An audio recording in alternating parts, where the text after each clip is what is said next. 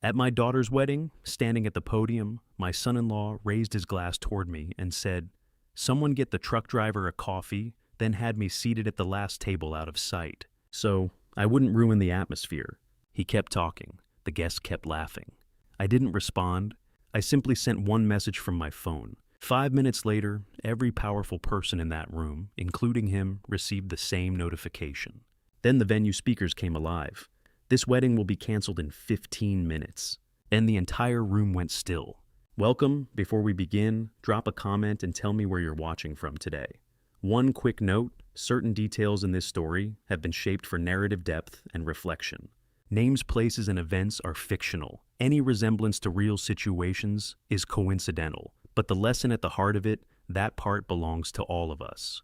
My name is Frank Callahan. I am 61 years old. I am the founder and managing partner of Callahan Capital Partners, a private holding firm based in Nashville, Tennessee, and the man in the white suit just made the most expensive mistake of his life. I want to be clear about something before I explain the rest. I am not a man who tells stories for the pleasure of telling them. I was raised by a man who believed that words without function were noise, and I have carried that principle into every room I have ever entered. So, when I say that Derek Voss's 11 words cost him everything, I mean that numerically. I mean it with the precision of a closing document. I mean it the way my father meant things without decoration and without revision.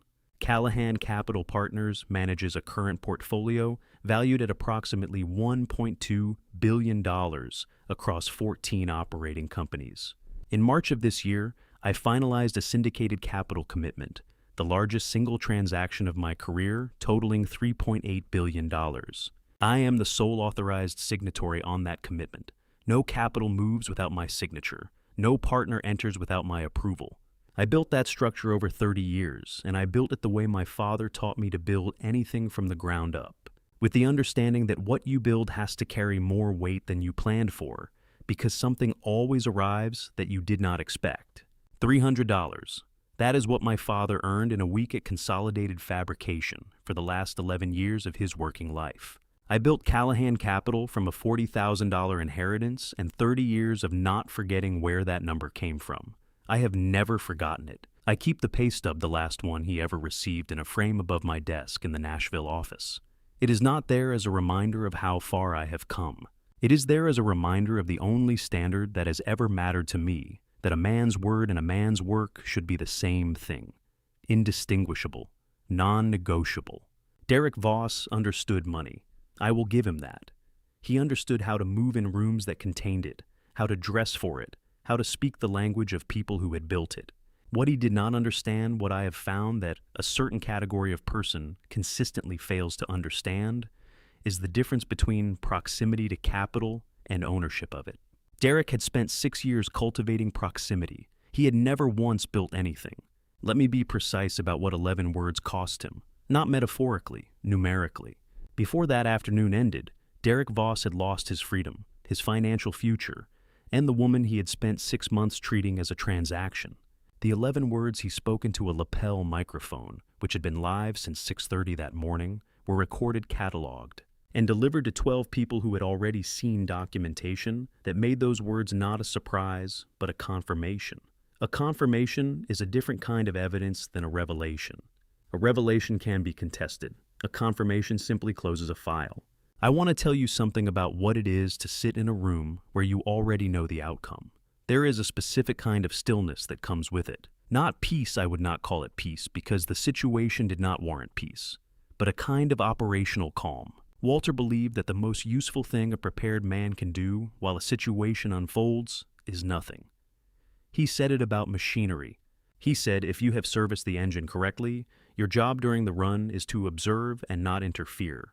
I have applied that principle to rooms for 30 years. October 11th was the most important room I had ever not moved in. Why was the founder and managing partner of a $3.8 billion capital operation sitting at the last table near the kitchen door with no nameplate and a cup of coffee that nobody ordered for him? That is exactly the right question. And the answer to it is the reason Derek Voss is not a free man tonight. Table 14 was not assigned to me. I chose it. I chose it 7 weeks before the wedding date was finalized, and I chose it because of where it sat. in relation to the 4 camera positions the east corridor exit, and the primary sound system speaker that covered the front 3/4 of the hall, table 14 was not a seat, it was a position. I did not come to my daughter's wedding as a father who had lost control of the situation.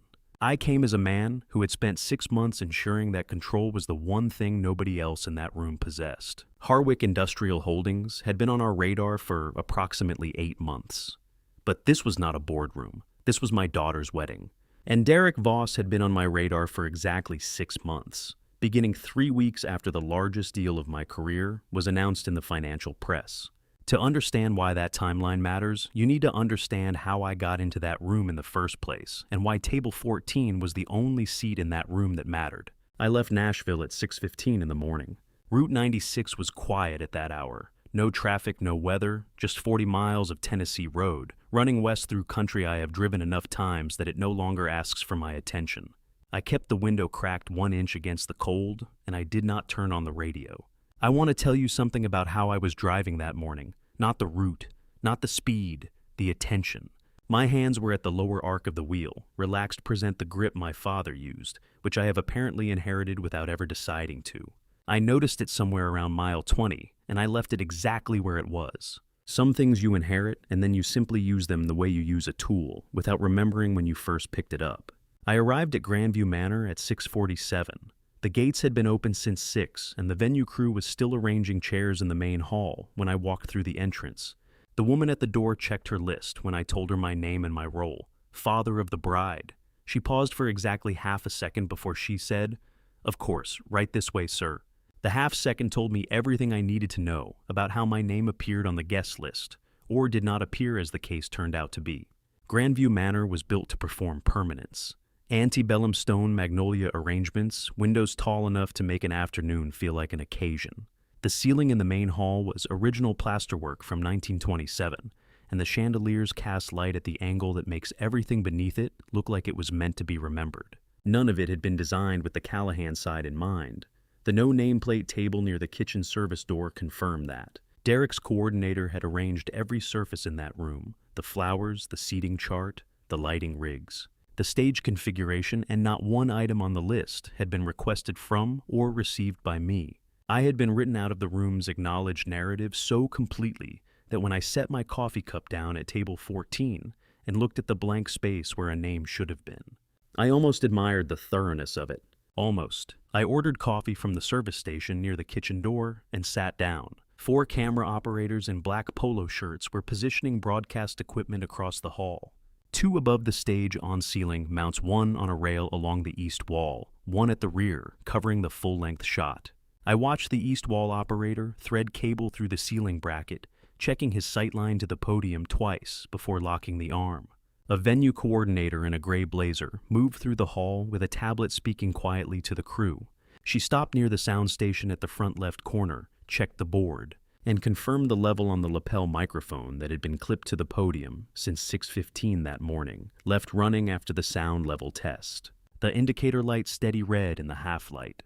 Martin Odom had been in the building since before I arrived. 47 years old, former Army Corps of Engineers. The kind of man whose stillness in a crowded room reads as furniture until the moment it doesn't already position near the sound equipment at the front left corner.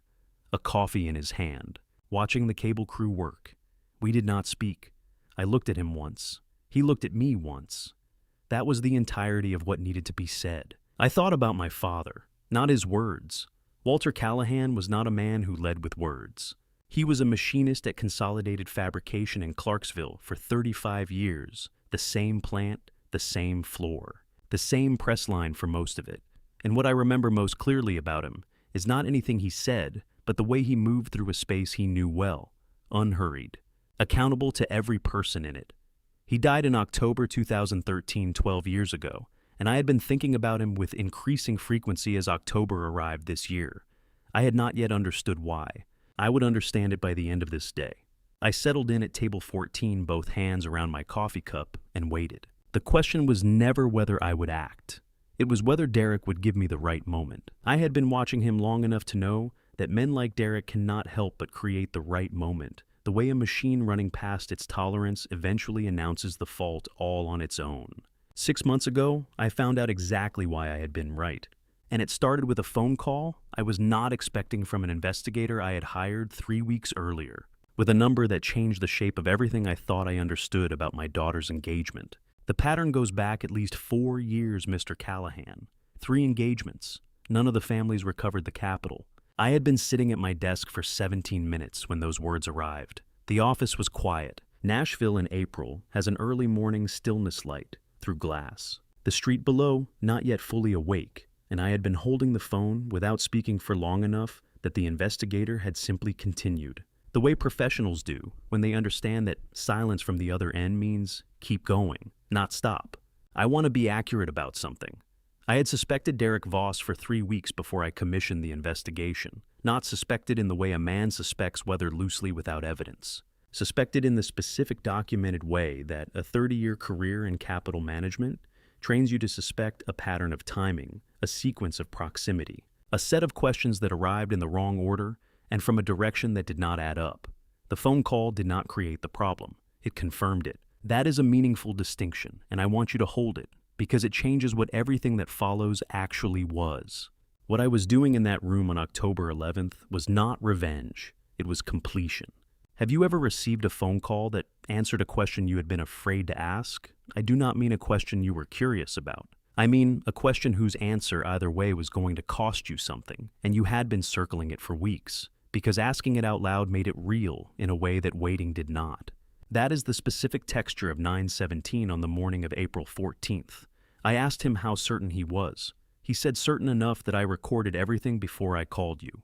I set my pen down, and I did not pick it up again for the rest of that call. The investigator's name I will not give here.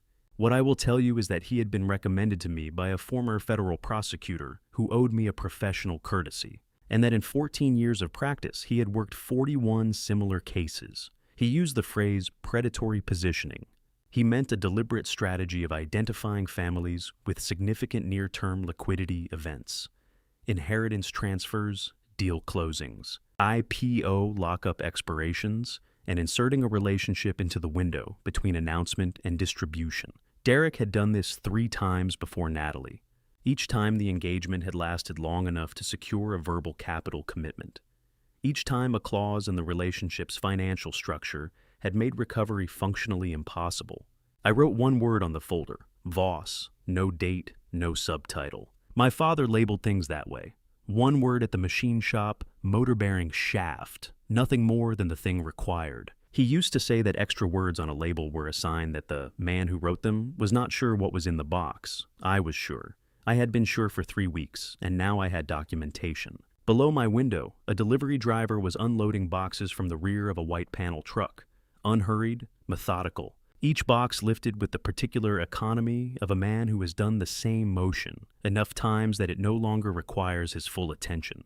He stacked 4 boxes on a hand truck, secured the strap, and moved toward the building entrance without looking up. The street around him was beginning to wake a coffee carts, a woman walking fast with a shoulder bag, a traffic light cycling through its sequence for no one in particular. I watched all of it for approximately 90 seconds, and then I turned back to the folder. The total unrecovered capital across Derek Voss's 3 prior relationships was $460,000. I want you to sit with that number. Not because it is large in the context of the deal I had just closed, it was not large, but because it was precise. An investigator who gives you a round number is estimating. An investigator who gives you $460,000 has traced the wire transfers. I had already understood what Derek was attempting.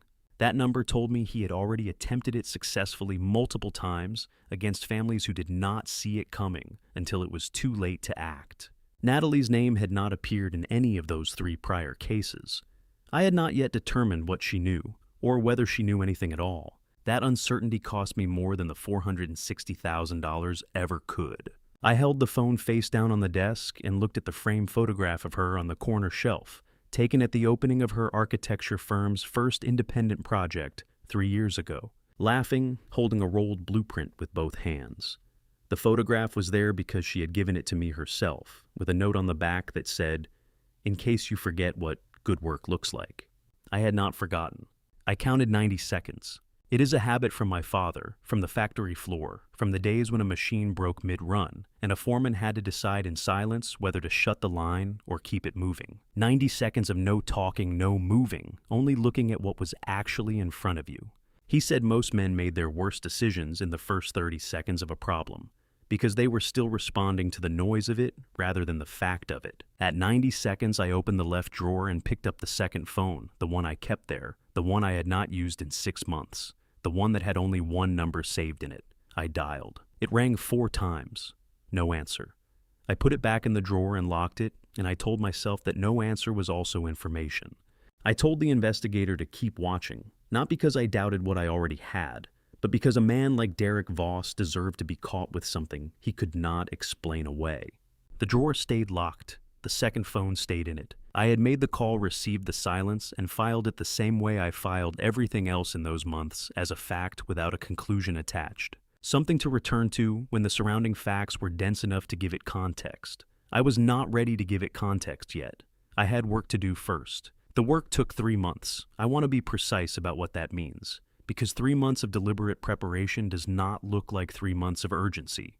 It looks like nothing. It looks like a man going to his office, taking his calls, attending his quarterly reviews, and having dinner on Tuesday evenings with his daughter, who does not know that the folder on his desk has her name in the tab index 1 entry down from the word view foul. Have you ever had to watch something go wrong and say nothing, not because you couldn't speak, but because speaking too soon would cost you everything? I had watched the Voss folder move from 1 inch thick to 2.5. I had reviewed transaction records from 3 prior families, cross-referenced timelines, confirmed that the interval between Derek's first contact and his formal proposal correlated within a 30-day window of each family's announced liquidity event.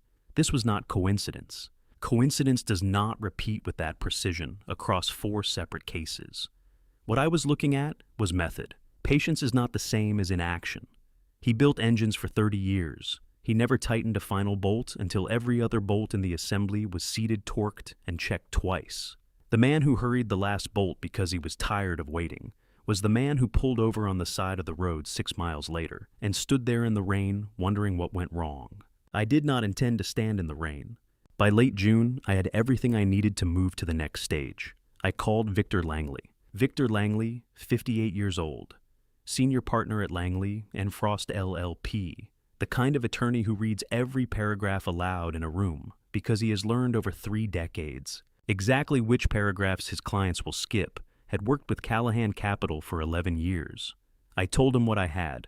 I told him what I needed. He did not ask me why I had waited 3 months before calling him. He asked me how much time we had before the wedding. I told him. He said enough. We spent 4 weeks drafting the prenuptial agreement. Victor wrote the first 3 paragraphs to satisfy the standard expectations of the document, reasonable, conventional, the kind of language that reads as thorough without reading as threatening. Then he wrote paragraph 4. Paragraph 4 was 11 lines long. It had taken 4 separate drafts to get the language precise. Derek did not read a single one of them. The signing was in July in Victor's offices on the 14th floor of the Frost Building on Commerce Street. The conference room had a glass table, leather chairs, and a credenza along the south wall with a coffee tray that nobody touched. Victor read the document paragraph by paragraph in the measured cadence he used for every signing, not slow enough to signal anxiety, not fast enough to invite skimming.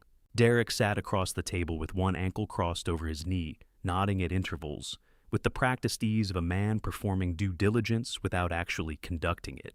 His phone rested face up on the table to his right. When Victor reached paragraph 4, he read it in full. Paragraph 4 defines conduct, triggering full forfeiture of any financial benefit derived through the marriage. Victor set the language out cleanly, clause by clause, every subordinate condition included. Derek looked at his phone once during the reading, then back at Victor. "Sounds thorough," he said, without looking up from the page he was not reading. "It is," Victor said, and set the pen down beside the signature line. Derek signed at the bottom of page 9.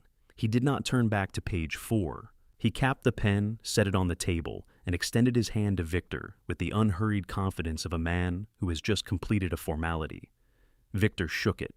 I sat across the table and said nothing. My father used to say that the most dangerous bolt in any engine is the one the mechanic assumed was already tight. Not the loose bolt, not the missing bolt, the one that looks right. that passes a visual inspection that nobody double checks because everyone in the room believes someone else already did. Derek Voss had just become that bolt. He had looked at the document, decided it looked thorough, and signed it on the basis of appearances. As Victor collected the papers, Derek's phone screen lit briefly in his palm. A notification, one line, no preview. He glanced at it, dismissed it with his left thumb, and dropped the phone into his jacket pocket. The gesture took less than 2 seconds. I noted it the way I noted everything in that room, without expression, without comment, with the full understanding that I would need to know what that message was before October. I found out in September. The message had come from a man who was standing in the building's lobby at the moment of the signing, a man I had known for 22 years, whose name I had not yet entered in the Voss folder, but whose presence there answered the question I had been carrying since April when the second phone rang 4 times, and no one answered. He signed without reading paragraph 4. People rarely read paragraph 4. That tends to be where everything important lives. Greg Hartwell and I go back 22 years, and the most useful thing he ever taught me, he taught me by accident on the day he left. Greg Hartwell, 54, former partner at Callahan Capital. A man I trusted for 22 years and whose quiet exit in 2020 cost me $600,000 and produced something far more valuable than money, was not a dishonest person in the way that word is usually meant.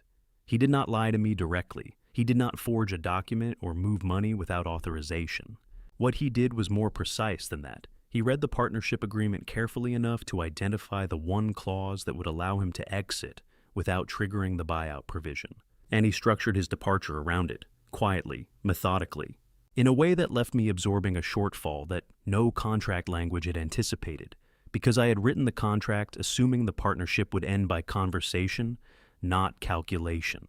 He didn't steal from me. He simply arranged for the loss to land on my side of the table. I want to be accurate about how I responded to that, because the accurate version is not the version most people would expect. I did not call Greg. I did not write a letter.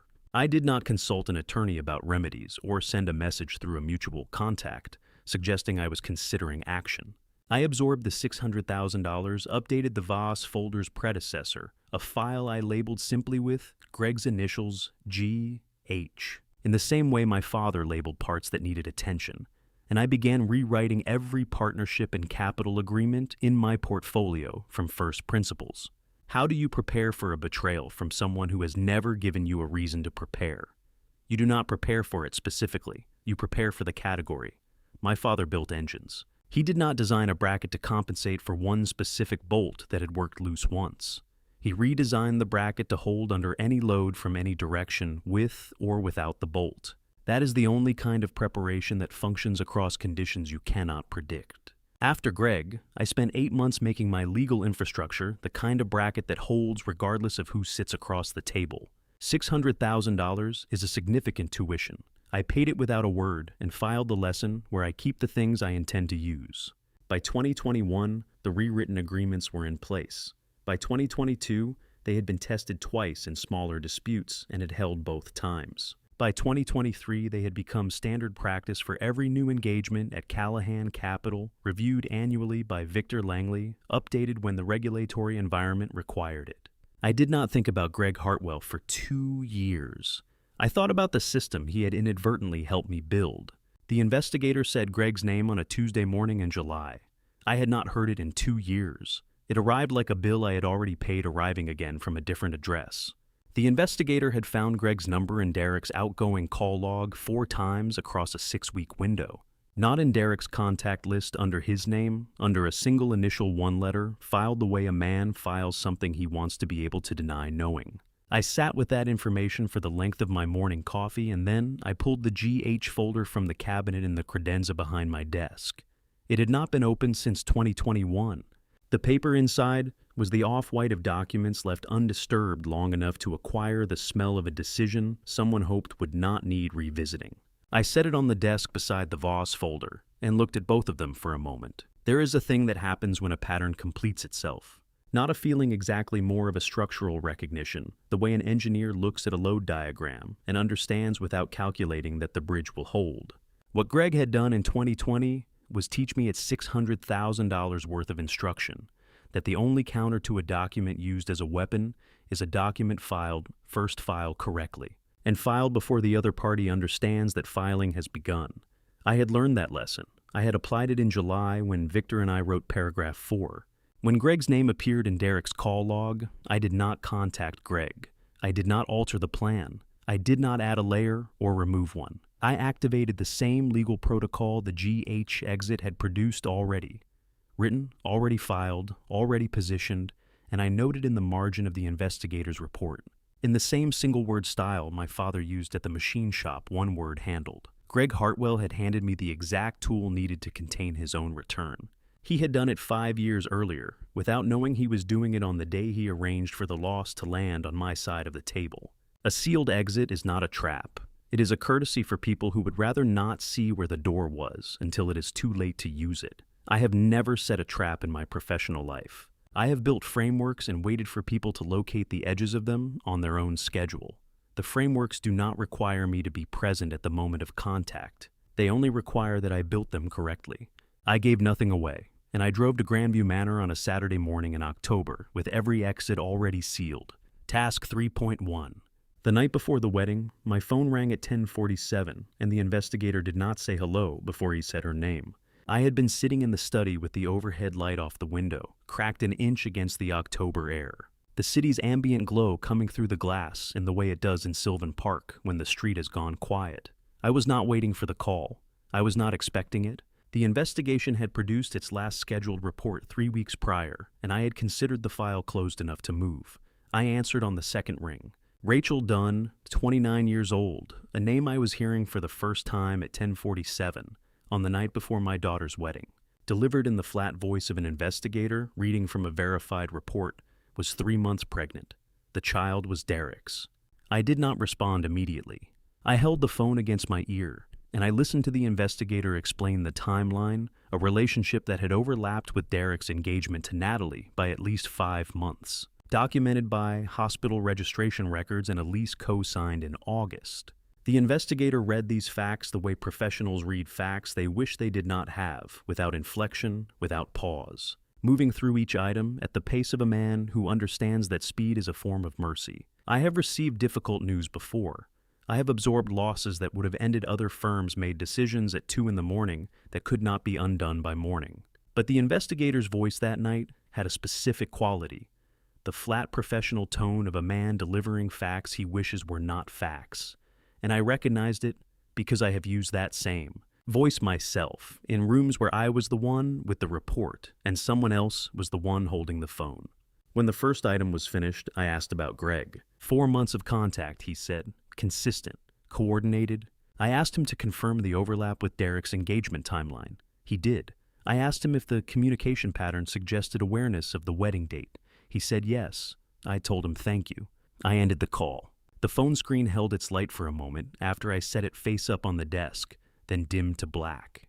The framed photograph of Natalie was on the shelf to my left, the one from her firm's first independent project 3 years ago, laughing, holding a rolled blueprint in both hands. I did not look at it for a long time. When I did, I looked at it the way you look at something you have looked at so many times it has become furniture, and then you look at it again and it is not furniture anymore. You might ask why I did not call Natalie that night. I have thought about that question more than any other question in the month since October. The answer is not simple, and it is not comfortable, and I am not going to dress it in language that makes it easier to hear. The answer is this. If I called Natalie that night, she would not walk down the aisle in the morning. If she did not walk down the aisle, Derek would know the framework had been detected. If Derek knew the framework had been detected, he would instruct Greg to move whatever he intended to move, dissolve whatever he intended to dissolve, and leave Natalie with the wreckage and no recourse. The only protection I could give her was the one that required her not to know she was being protected. I understood that clearly. Understanding something clearly does not make it weigh less. The leather of the armchair had the settled warmth of a chair that has been sat in through many evenings, and I held both armrests, and I did not move. The study held the smell of cooled coffee and old paper, and the faint metallic edge of October air through the cracked window. Outside, a car passed on the street, and its headlights moved across the ceiling and were gone.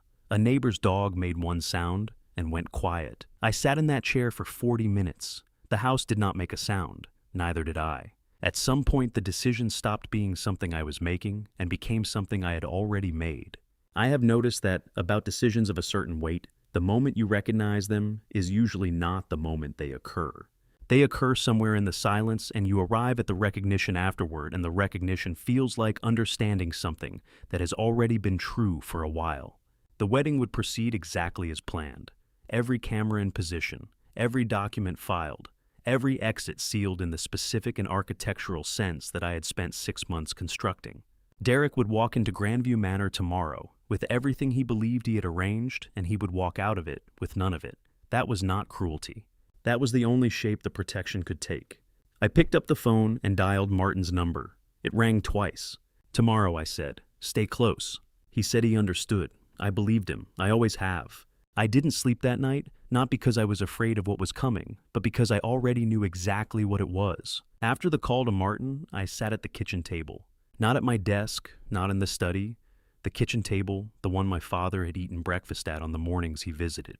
The one Natalie had done her university coursework at on the winters she came home. I sat there with the overhead light off and my hands flat on the surface, and I did not think about the morning's sequence, the camera positions, or the documents.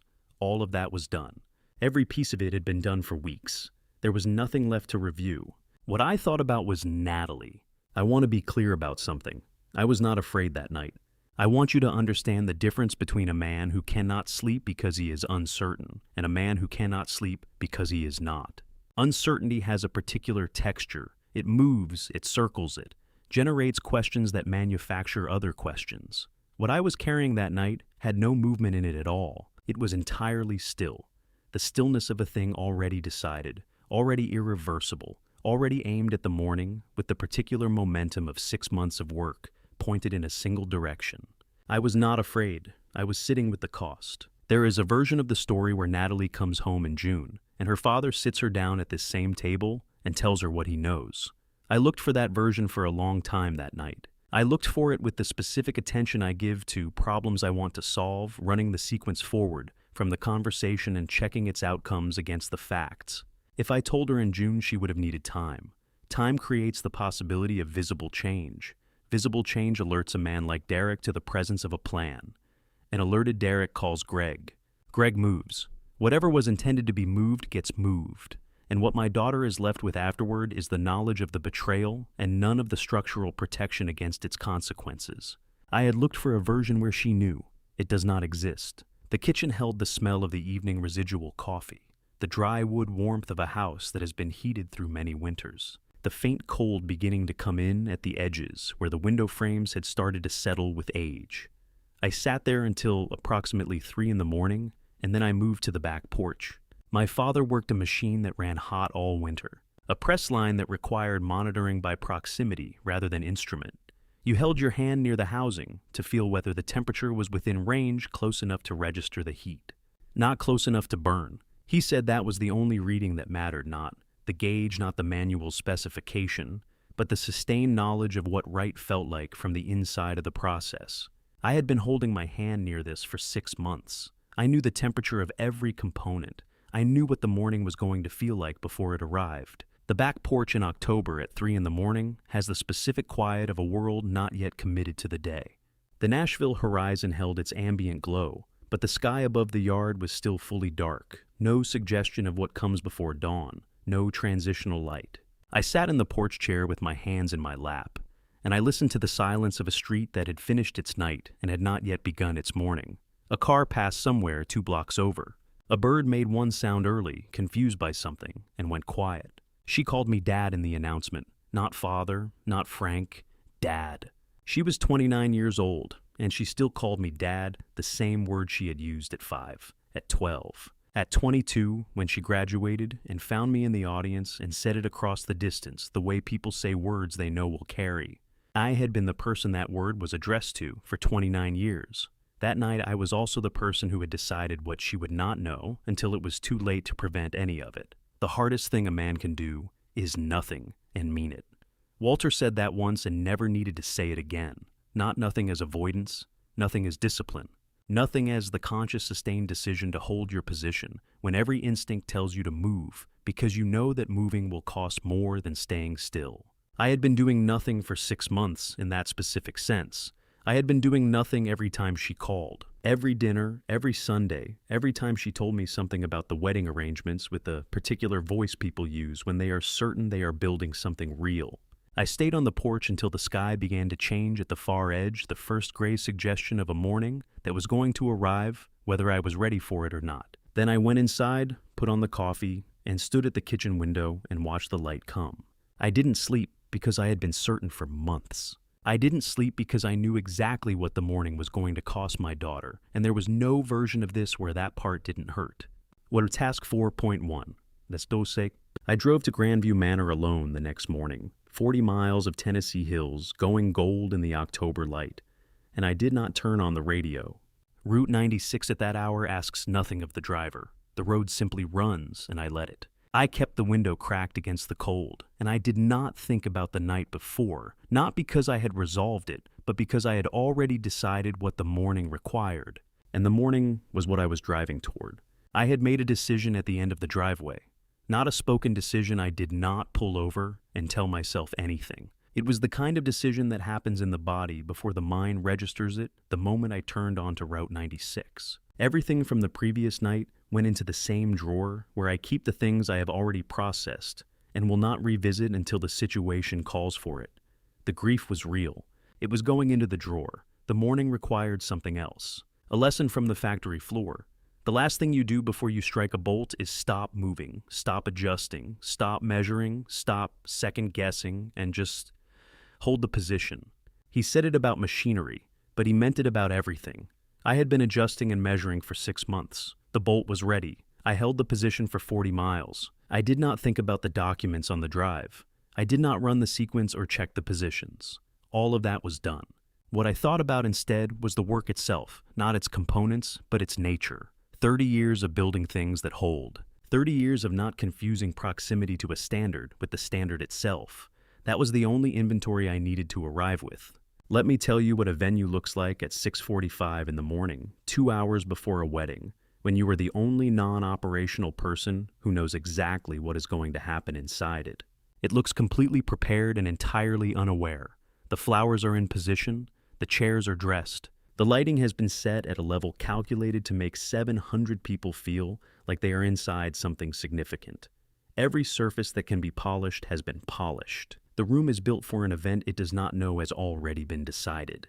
Walking through it at that hour is like walking through a theater before the audience arrives. The stage is set, the cues are loaded, and the actors do not yet know which of them will leave the buildings with something they came in with. I pushed through the main door at 6:47. The manor smelled of fresh-cut flowers and polished wood, and the particular conditioned air of a building that has been climate-controlled overnight for a special event, cool and deliberate. A scent that belongs to rooms built to perform significance. My shoes on the carpet were quiet. The hall was not empty. 2 crew members were running a final cable check along the east wall, and a venue coordinator was speaking quietly into a headset near the stage. But it was empty in the way that matters: no guests, no ceremony, no one performing anything for anyone yet. I walked the hall's perimeter once. Not quickly, not with purpose that would draw attention. The walk of a man who has arrived early and is simply orienting himself. I noted each camera position without looking directly at any of them. East wall rear center 2, above the stage on the ceiling mounts, all active indicator lights steady. The soundboard at the front left corner showed the lapel feed live. The archive stream timestamp was running in the upper corner of the monitor. The microphone on Derek's lapel had been live since 6:30. He had put it there himself, the venue's premium Groom package audio option, selected and fitted by Derek's own coordinator as part of the morning preparation.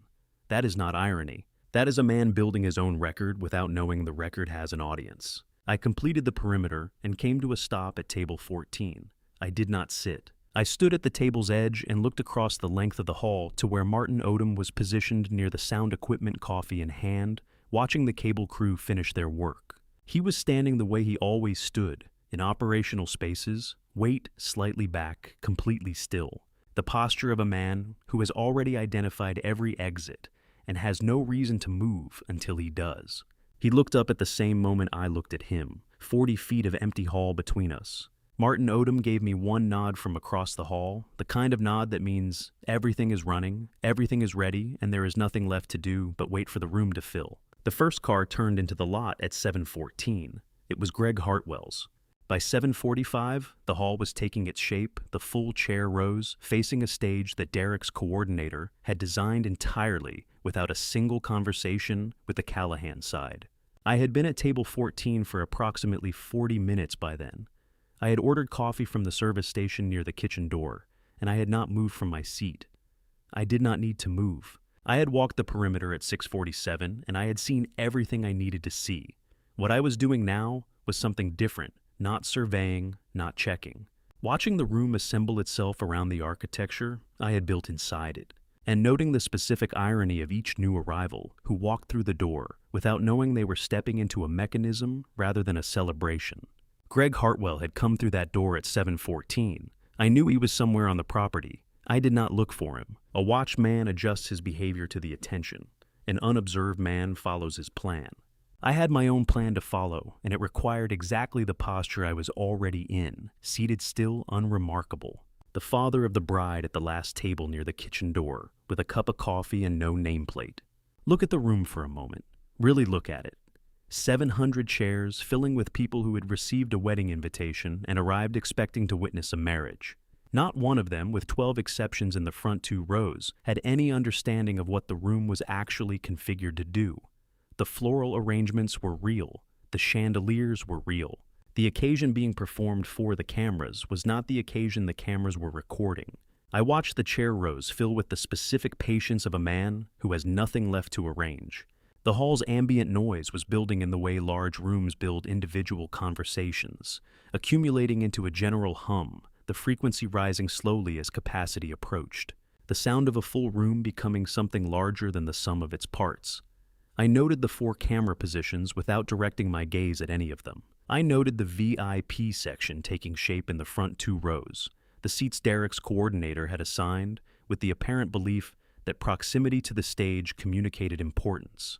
Derek's coordinator spent 6 months designing a room intended to impress the most significant people in Derek's professional world. I have wondered sometimes whether she understood what she had actually built.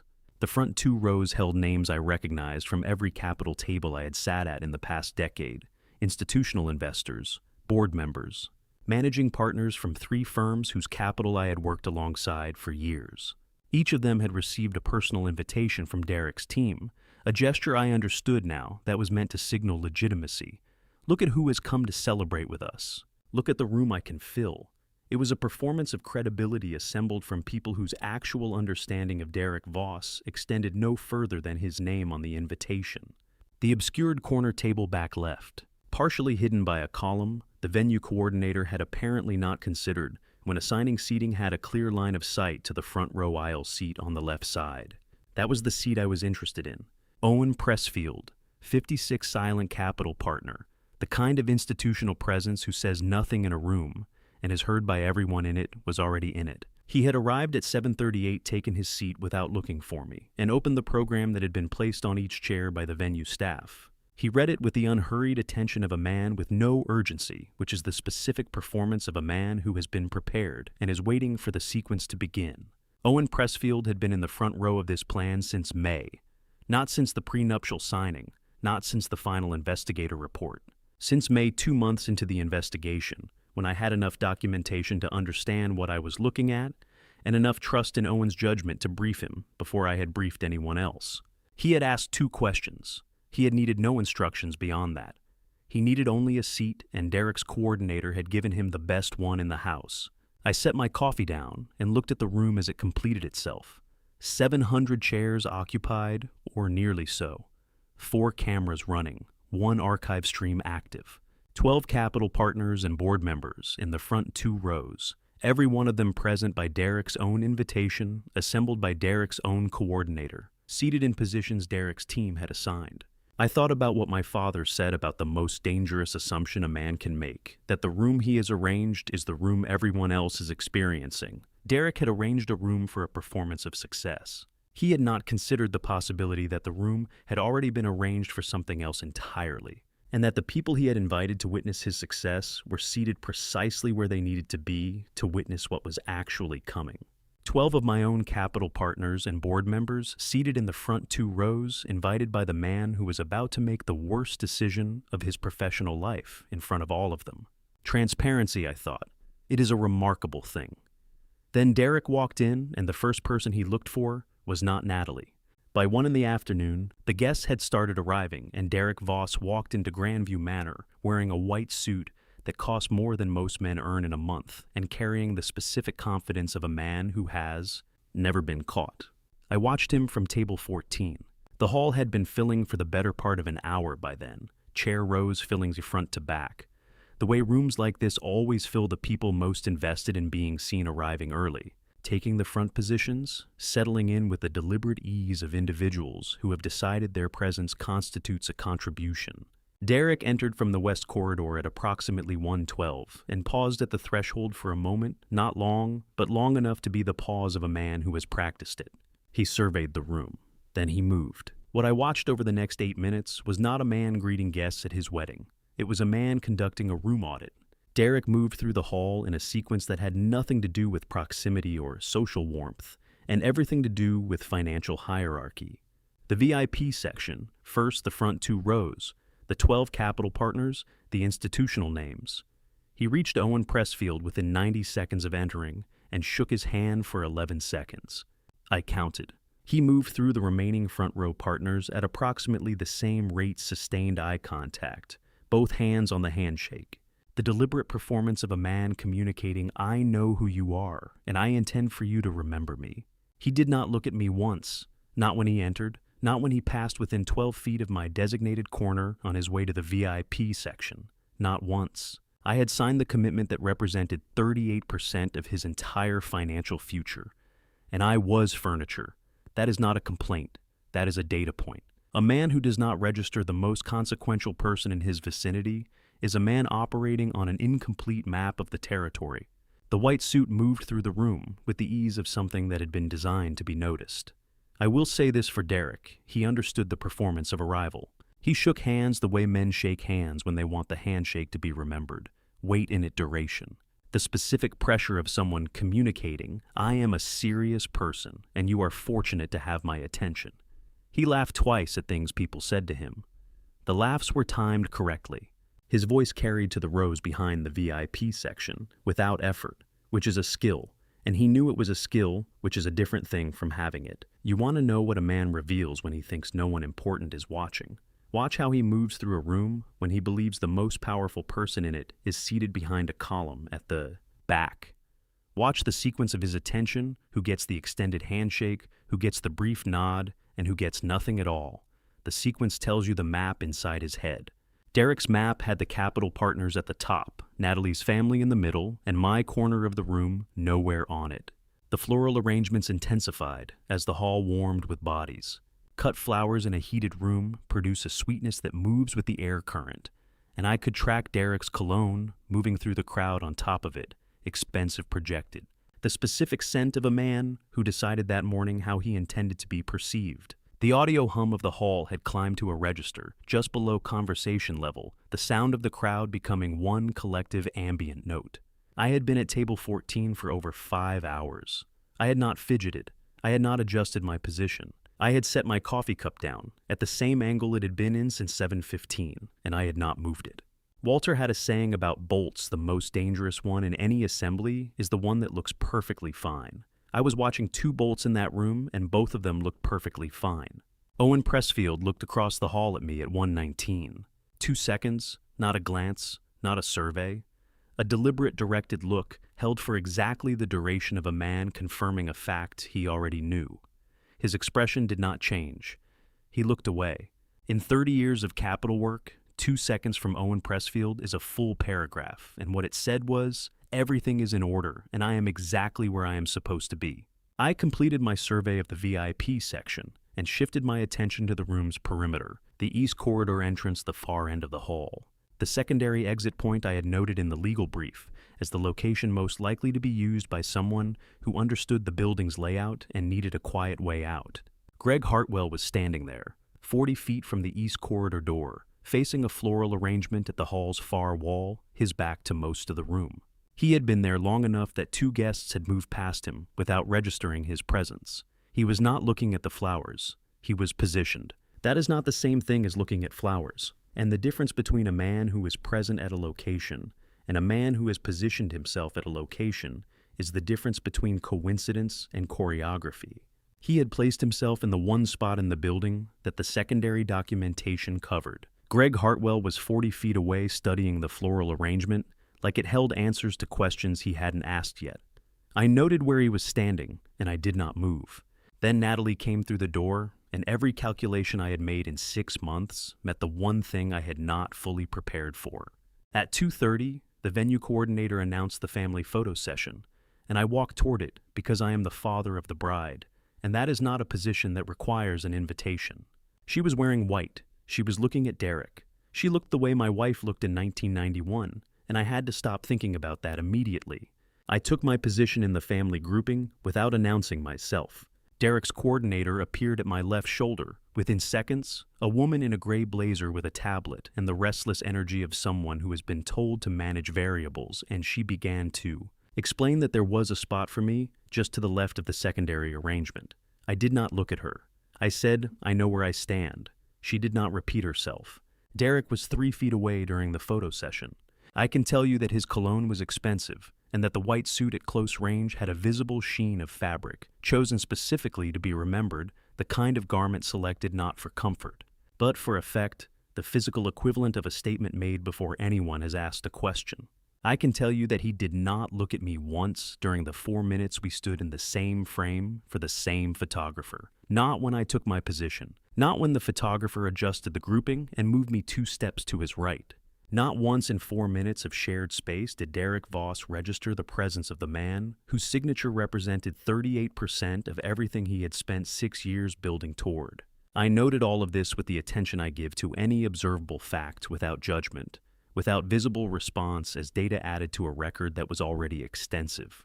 The photographer called for a natural expression. Several people in the grouping laughed. Derek smiled with the unhurried ease of a man who has practiced that particular expression long enough that it no longer requires effort.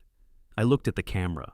Then he leaned toward the groomsman on his left, a young man in a rented jacket who had been laughing on cue at everything Derek said for the past 4 minutes, and he spoke 11 words into the live lapel microphone on his own chest, at the relaxed half-volume people use when they believe they are speaking only to the person beside them. "Someone get the truck driver a coffee. He looks like he drove in from the wrong county." The groomsman laughed. 3 other people in the grouping heard it and looked at the floor. The photographer kept shooting. 11 words. That is what 6 months of preparation, a prenuptial agreement, 4 cameras, 12 capital partners, and 1 live lapel microphone had been configured to receive. 11 words delivered with the complete confidence of a man who has placed the most consequential person in the room behind a column at the back and forgotten to account for the columns having ears. I heard it. Every camera heard it. The archive stream heard it and time-stamped it at 2:33 p.m. and filed it in the cloud before the groomsman's expression had finished settling back into something neutral. The sound did not need to travel far. It was already everywhere. I walked back to my seat. I sat down. I did not hurry. I set my coffee cup at the same angle it had been at since 7:15, and I picked up my phone and opened the group message thread I had drafted in August, all 12 capital partners. One thread, one message that had been sitting unsent for 2 months. I read it once to confirm the language was still correct.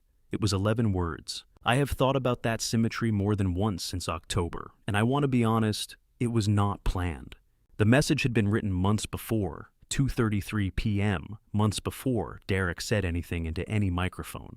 Some things align without being engineered, and when they do, the correct response is not to remark on them. It is to press send. Let me tell you what it feels like to send a message that ends a man's financial future in under 60 seconds. It feels like nothing at all. It feels exactly, precisely, completely like pressing send. I set the phone face down and did not check for responses. I had estimated 5 minutes before the first visible consequence. I adjusted my coffee cup 1/4 turn, and I watched the room with the specific patience of a man who has already done the work and is now simply observing the work take effect. Claire Whitmore had been standing within arm's reach of Derek when he delivered his 11 words. I had watched her expression from across the photo, grouping a sequence of 3 distinct adjustments across approximately 4 seconds. The kind of involuntary recalibration that happens in a person's face when they understand that something they have known privately has just become public record. She was now moving back toward the bridal preparation corridor, at a pace that was not hurried, but had direction in it. The walk of someone who has made a decision and is moving before the moment. Closes? I noted her path and did not follow it. 4 minutes and 50 seconds after I pressed, send Owen Pressfield stood up from his seat in the front row. A room does not look the same when 12 people who collectively manage more capital than most institutions will ever process rise from their chairs at the same moment and move in the same direction. It does not look like disruption. It looks like a physical law being demonstrated, the inevitable consequence of a sequence that was set in motion long before the room was assembled around it. Owen stood leaned toward the partner beside him, spoke 4 words, and moved toward the east corridor with the unhurried precision of a man executing a sequence he had long since finalized, in a situation that had unfolded exactly as constructed. 8 other partners followed in the next 90 seconds. A 9th checked his phone, read what had arrived, and stood without looking at anyone. I was not watching Owen. I was watching Greg Hartwell at the east corridor perimeter, 40 feet away, who had been standing in the same position for over an hour, and who went completely still the moment Owen moved, the stillness of a man who has just felt the room shift and does not yet know the full dimensions of the change. His weight moved back by a degree. His right hand traveled to his jacket pocket and stopped there, as though he had reached for something, and then reconsidered the reaching. Martin reached him at 2:40, 4 seconds. Greg's hand came out of the pocket empty. His head moved in sequence door hall floor, and the sequence was the answer to a question I had not needed to ask aloud. Derek looked up from his phone, scanned the hall, and found me. I set my coffee down and nodded once slowly across the width of the room. 2 men now understood clearly that the afternoon was not going to end the way either of them had planned for it to end. I had told you I would give you the 4 words Martin delivered to Greg Hartwell. Here they are. Your exit is sealed. Victor Langley crossed the room to Derek's table at 2:35, unhurried, carrying a white envelope the way a man carries something that does not need to be rushed, because it was always going to arrive regardless. I watched him from my seat. Victor had spent 30 years at Langley and Frost, developing the specific bearing of a man who understands that the most consequential deliveries in his profession require the least visible effort. He did not announce himself. He did not slow as he approached Derek's table, did not adjust his pace to signal importance or urgency.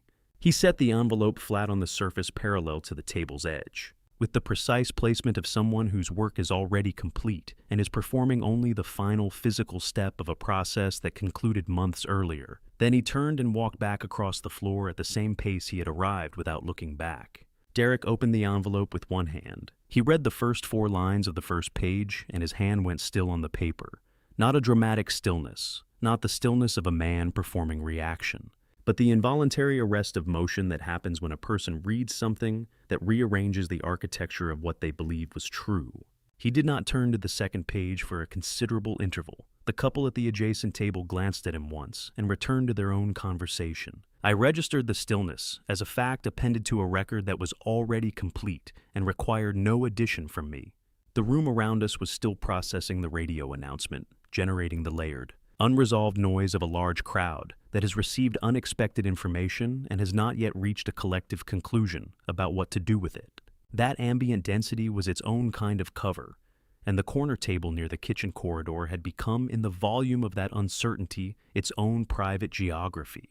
Greg Hartwell sat down across from me without being invited. In 22 years, partnership meetings, capital reviews, quarterly closings, every professional occasion we had shared, he had never once sat down at a table without waiting to be acknowledged first. The fact that he did it now told me everything I needed to know about the distance between the man he had been at the signing in 2020 and the man sitting across from me at 2:37 on October 11th. He placed a folded document between us and explained it the way people explain things they have rehearsed under pressure quickly, without pausing to gauge comprehension, moving through the language as though speed itself were a form of control. The document, he said, implicated Callahan Capital in a prior undisclosed conflict of interest. If I proceeded with the conduct clause filing, the document would be delivered to every regulatory contact on my record, Both of us walk away clean, he said, or neither of us does. I let him reach the end. That was the only courtesy I intended to extend. I reached into my inside jacket pocket and placed the folded July 14th filing confirmation on the table beside his document. I said the date, nothing more. His document had been commissioned in September. I had known the week he initiated it because the investigator had been monitoring his communications since the first week of March, 4 months before Greg had decided the document was necessary. 3 months before, Derek had decided to use it as his final option. Greg looked at the date on the confirmation. He looked at it for a long time, the way a person looks at something when they are no longer reading it, but instead understanding in sequential layers exactly what it means. I said his name once, then I said go home. He stared at the filing date for 3 more seconds. Then he picked up his document, stood without speaking, and walked toward the east corridor without looking back. I watched him reach the door, push through it, and disappear into the afternoon light beyond. I did not watch what happened after that. I turned back to the room. Before I tell you what came next, if you have stayed with me this far, drop a single word in the comments right now. Tell me, would you have chosen silence or action? In that moment, I want to know where you stand. And a note before we continue: the following details have been shaped for narrative clarity. If that is not what you came for, this is a natural place to stop. For everyone still here, this is the moment the whole morning was built toward. Let me tell you what it sounds like when your own voice moves through every speaker in a room at once. It sounds irrevocable. Not loud, I did not speak loudly. The ordinary voice carries differently when it comes from every direction simultaneously. And what it carries most clearly is the quality of a decision that has already been made and is simply being announced to the people who have not yet been informed. I reached under the table and picked up Martin's two-way radio, which I had placed there at 6:47 that morning when I first sat down. I pressed the transmit key. I spoke in the most unremarkable voice I own, the same voice I use at a closing, at a quarterly review, in any room where the work has already been done. And what remains is only the stating of it. This is Frank Callahan. The wedding scheduled for 3 o'clock will not be taking place. Documentation is available at the VIP table for any partner who requires it. Thank you. I released the key. 3 seconds of absolute silence from a room that had been producing continuous ambient noise for 4 hours. I have sat in large rooms at significant moments across 30 years of professional life, and I have never heard silence occupy that much space before or since. It lasted exactly 3 seconds. Then the room began to move, not in panic, not in chaos, but in the specific, irreversible way that a room moves when the occasion it assembled for has been replaced by something it did not anticipate and cannot redirect. I did not track the movement. I set the radio beside my coffee cup. I did not look toward Derek, toward the VIP section, toward the east corridor. I looked at my own hands resting on the table, and for the first time in the entirety of that long, constructed, deliberate day, there was nothing left that needed to be done by them. What arrived in that stillness was not satisfaction. It was not relief. It was something quieter and more permanent. The recognition that the hands I was looking at had been shaped by a man who worked a factory floor for 35 years and gave every person who crossed his path the same honest acknowledgement, and that everything I had built, including this morning, including this room, including the framework that had just announced itself through every speaker in a hall full of people who had come, expecting a celebration, had been built on the foundation of that single, unremarkable daily standard. My father's hands were not built for ceremony. They were built for work. I looked at mine and thought, yes, that is exactly right. Somewhere in this building, in a room I could not see from where I was sitting, my daughter was in her wedding dress. She had just heard my voice come through the wall. The ceremony had been over for 11 minutes when Rachel Dunn walked into the reception hall. I did not move. I had been standing near the east colonnade since 2:43, and I stayed there. A room in motion has a grammar to it, if you know how to read it, a syntax of bodies and trajectories and sightlines that tells you if you have learned to read it correctly. Exactly what is occurring beneath the surface of what appears to be occurring. The noise of the crowd folded into the high plaster ceiling and came back down, change softened, carrying the specific warmth of a large group of people who have been fed and given something to drink and have decided collectively to enjoy an afternoon. Somewhere behind me, a string quartet was finishing a passage I recognized but could not name. The afternoon light was coming through the tall west windows at an angle that turned everything gold and slightly imprecise. the way late October light flattens the edges of things and makes a room look like a photograph of itself.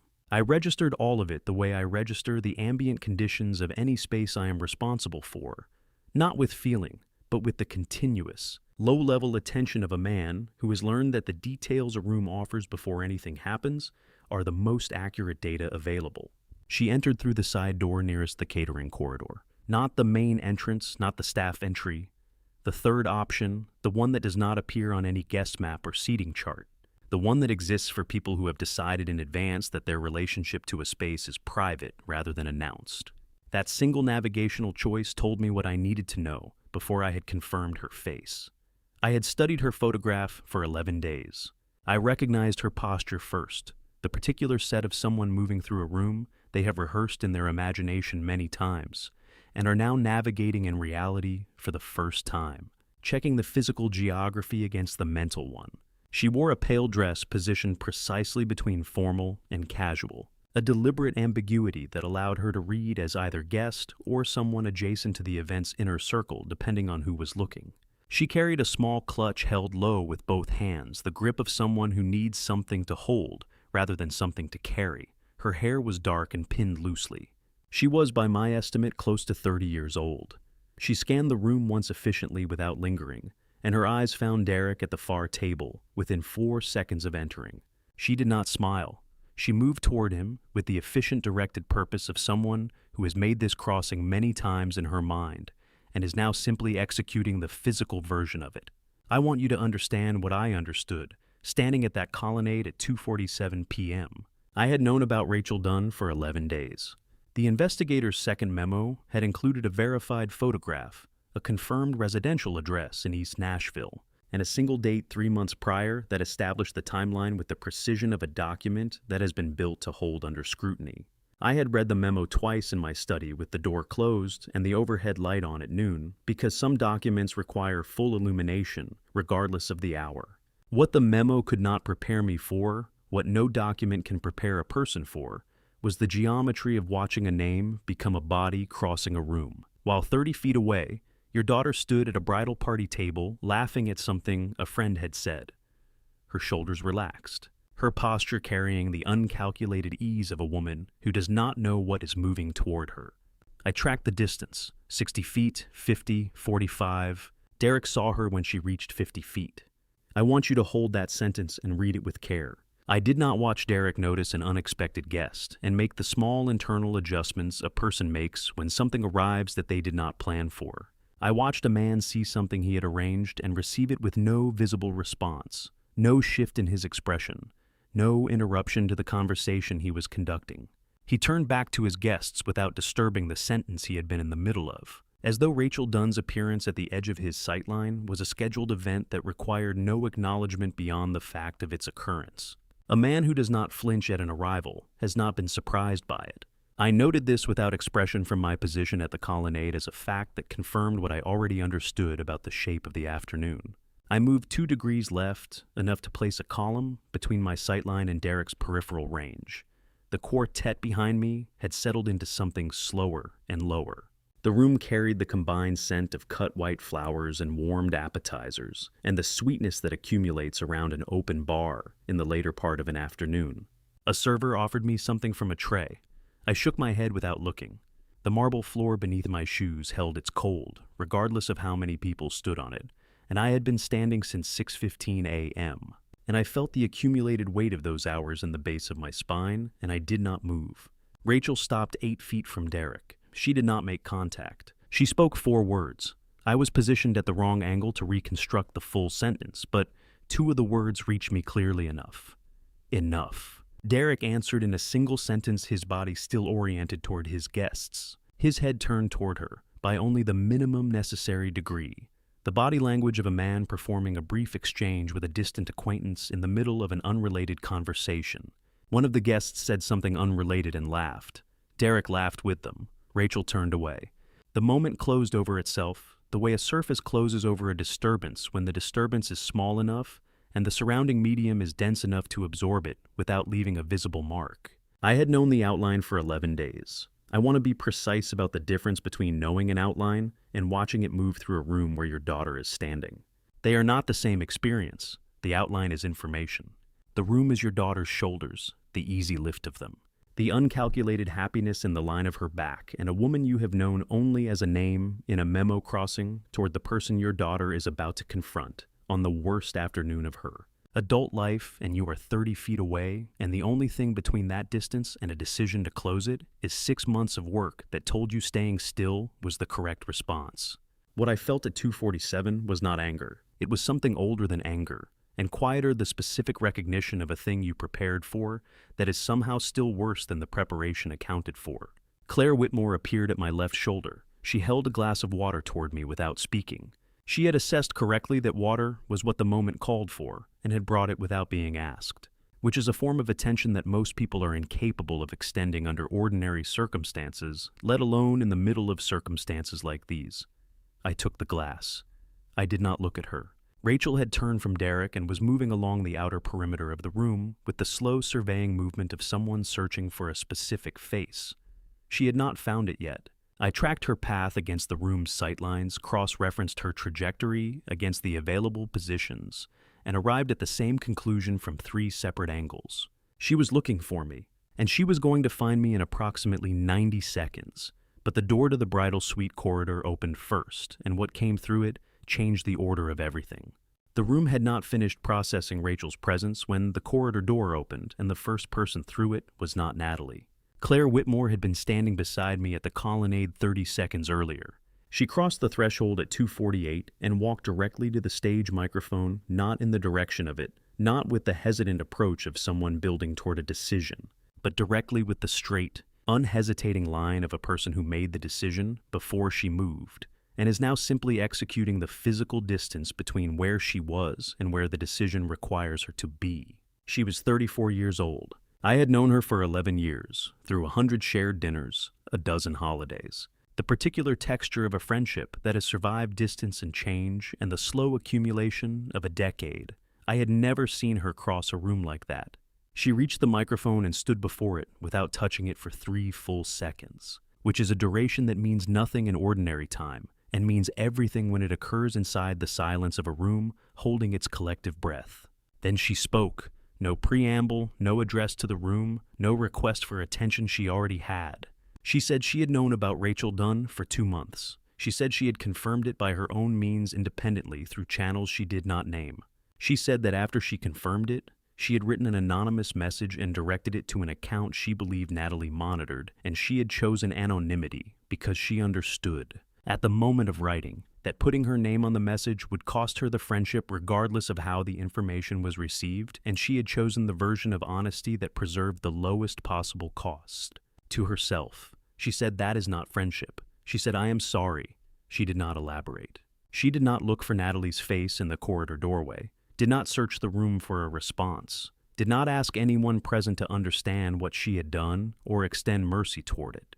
She stepped back from the microphone, folded her hands in front of her at waist height, and waited with the composed stillness of someone who has said the true thing and is now prepared to bear whatever the true thing costs. I have been in rooms where people confess to things. I have heard apologies constructed to minimize, to redirect, to reframe the failure as a complexity rather than a choice.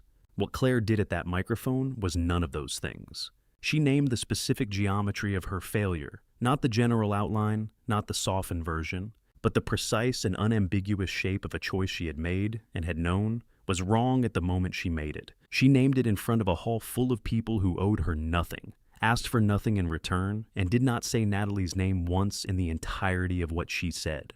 That last detail told me she was not performing an apology for the room's benefit. She was delivering one to a specific person through the only channel still available to her. The hall held its silence for a second consecutive unscheduled minute. I kept both hands flat on the table and did not move. The corridor door opened again.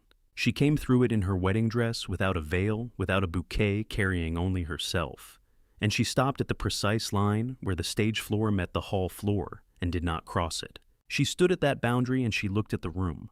Not the searching look of someone trying to locate a familiar face, not the overwhelmed look of someone absorbing more than they can process. The systematic left-to-right, unhurried look of someone taking inventory, assessing what is actually present in the space before committing any response to it. Her posture was straight in the way that belongs specifically to people who were told to stand correctly for so many years that they eventually adopted it as their own standard rather than a compliance. I recognized the movement of her eyes. I had seen it in my father's face every time he entered a space that contained an unresolved problem. The look of a man who wants to understand the full shape of something before he decides what to do about it, and who is patient enough to wait for the full shape to become visible. The 700 guests had gone collectively still. The string quartet stood with their instruments at rest. The room still carried the scent of white orchids and the ambient warmth of a large crowd, in a dress space identical to the scent it had held 2 hours earlier, when everything arranged within it had been organized toward a completely different purpose. The physical room had not changed. Everything inside the purpose of the room had changed entirely. I had spent 11 months building legal architecture, 6 months accumulating documented evidence, and 40 years inheriting a working-class standard that did not have a formal name, but functioned as the foundation of every decision I had made in any room I had ever entered. I had not built any preparation for watching my daughter look at a problem, the way her grandfather looked at a problem, like the answer was already present and she was simply deciding the sequence in which to address it. I did not stand. The decision to remain seated was not passivity, and it was not restraint in the sense of holding something back. It was the recognition that a man who has spent 6 months constructing every element of a room has already made every decision he was entitled to make inside it, and that the moment the room becomes his daughter's, his role changes from architect to witness. I had made decisions I was entitled to make. I had made some I was not entitled to make, and I was carrying that knowledge in the specific way you carry something you cannot set down and have not yet found the right place to put. What Natalie was owed in the next 60 seconds was the one thing I had withheld for 6 months, the space to move first without her father's hand already on the door. Her eyes moved across the hall, past the bridal table, past the quartet, past the east colonnade, across the center of the room, across the assembled faces of the crowd, who had come for a wedding, and were now present for something that did not yet have a name in any language available to them. Her gaze reached my corner of the room, and it stayed there. My daughter stood at the edge of that stage in her wedding dress and looked at the room the way her grandfather looked at a new piece of machinery on the shop floor methodically, without rushing the assessment, determining exactly what it was made of before committing to any course of action. She had not looked at Derek. She had not looked at Rachel. She was looking at me, and the look was not a question. It was the confirmation of a direction she had already chosen. Derek reached Natalie before I did, and I let him. Because a woman who has just assessed a room with that quality of attention does not need her father to intercept the final conversation her fiancé will ever have with her. I stopped at 6 feet, not from uncertainty about what I would do if I moved closer, not from any concern about what Derek might say. 6 feet was the correct distance for a man who had completed everything he was going to do and now needed to occupy the appropriate position for what came next, present accountable, but not in the way of something that did not belong to him. Derek had his back to the room. His voice was below the carrying threshold of the surrounding ambient sound, the first operationally intelligent choice I had observed him make in the entirety of the afternoon. His posture was contained, not aggressive, the physical configuration of a man deploying the last credible argument available to him in the knowledge that it is the last one and that its failure has no successor. I heard most of what he said. He named the components of the morning the way someone names the contents of a room they are angry to find themselves inside: the conduct clause, the cameras, the 12 capital partners seated in the front rows at his own invitation, arranged by his own coordinator, present as witnesses to something he had mistaken for a celebration. He told Natalie that the clause was not protection. It was a mechanism designed to foreclose his options before he had any opportunity to respond to them. He told her that a man who engineers a room to neutralize someone he perceives as a threat is not acting from love. He said the word control with the specific weight of someone who has spent 7 months in proximity to a man, who exercises it, and has finally identified its name. Standing 6 feet away, I want to tell you, honestly, he was not entirely wrong. The question he was putting to Natalie, whether what I had built was love or architecture, is one I had been carrying since the night before, in the study in the kitchen, on the back porch in the dark before the morning arrived. I have spent 40 years in rooms where I was certain. Standing in that hall with white orchids and suspended breath on every side, I understood that certainty can function as a substitute for honesty when a man is unwilling to hold both at the same time, and that I had not always held both at the same time, and that this moment was the direct consequence of that. Natalie did not interrupt him once across 2 minutes and 10 seconds. She stood with her hands at her sides and her feet at the stage edge, and she looked at his face the way she had looked at the room 30 seconds earlier, not with the searching attention of someone hoping to be persuaded, not with the reactive attention of someone preparing a counter-argument, but with the measuring attention of someone who is assessing what is actually true in what they are hearing and separating it cleanly from what is not. When he finished, 4 seconds of silence held between them. Then she asked her question. She did not build toward it. She did not frame it or cushion it or give it context. 2 words before the noun. The noun. No elaboration beyond what the sentence required. Is she pregnant? Derek did not answer. 3 seconds. I counted them the way I count things, when the act of counting is itself a form of management. His silence was not the silence of a man deciding whether honesty was worth the cost of what it would produce. It was the silence of a man who had arrived at the outer limit of what language could do for him, and had nothing left to offer except the shape of an answer he was unwilling to speak. Natalie received it the way she has always received information she already possessed, with the complete absence of visible reaction that belongs to someone who asks the question not to learn the answer, but to watch the answer confirm itself without assistance. Then she looked past his shoulder and found me.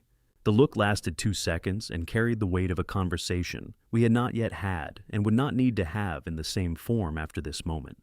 It was not a question, and it was not a request. It was the look of a woman who has completed her own assessment and is acknowledging briefly the presence of the person who built the room she just walked through. I held her gaze. I did not nod. I did not speak. I closed the distance between us. 2 words. After 6 months of preparation, 4 cameras, 12 capital partners, a signed prenuptial, a counterfiling, a retired federal circuit judge positioned in a VIP section, and a radio announcement that had moved through every speaker in the hall, 2 words were what I had. They were the only 2 that carried no architecture, no strategy, no calculation. The only 2 that were simply plainly entirely true. I'm here. I said it at ordinary volume directed at her and no one else. She heard it. I know she heard it because her chin lifted by the specific small degree that a person's chin lifts when something they have been holding themselves against is no longer necessary to hold against. Her shoulders released by the same measure. The body knows before the mind confirms it, and her body confirmed it before either of us had said another word. She turned back to Derek. She removed the ring with a single continuous motion.